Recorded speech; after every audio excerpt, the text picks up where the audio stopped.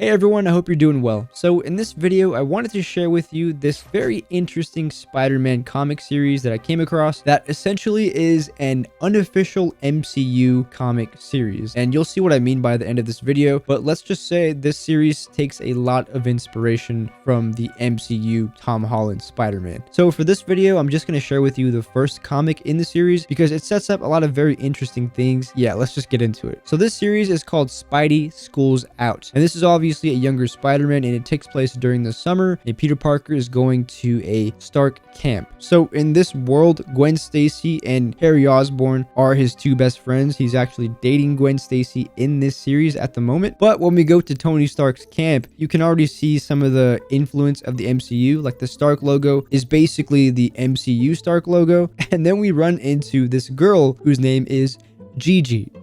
And obviously you're like, that's interesting because she looks pretty much exactly like Michelle Jones, MJ, in the MCU, and she has the exact same personality, very standoffish, and you're like, okay, interesting, kind of an interesting parallel. And then Peter Parker meets his roommate, and instantly I'm like, his roommate is Ned Leeds, right?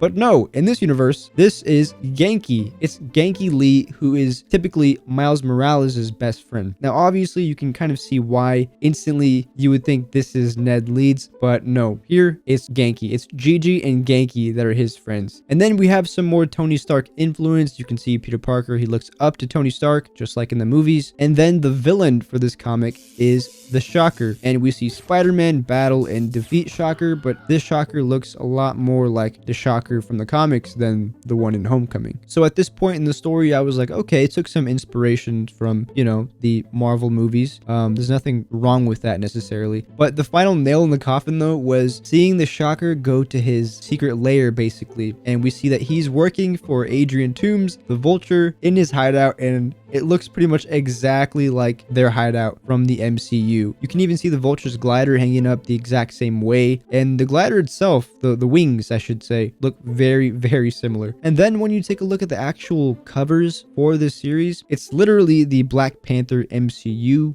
suit. And so, yeah, it's kind of weird how they made kind of an unofficial MCU Spider-Man comic because it has all the main elements of Tom Holland's Spider-Man. They took Peter Parker out of his normal school year, and then we see now his best friends are Gigi and Genki. I do wish we had a little bit more MCU comic tie-ins because there are a lot of stories in between the movies that I would love to see told, but I think they just won't do that because you never know, they can make it into a show or an animated show like the way they're doing with Spider-Man on Disney+. But yeah, I just wanted to share this very interesting, almost MCU comic with you guys. Let me know what you think in the comments below. Thank you guys so much for watching, and I'll see you next time.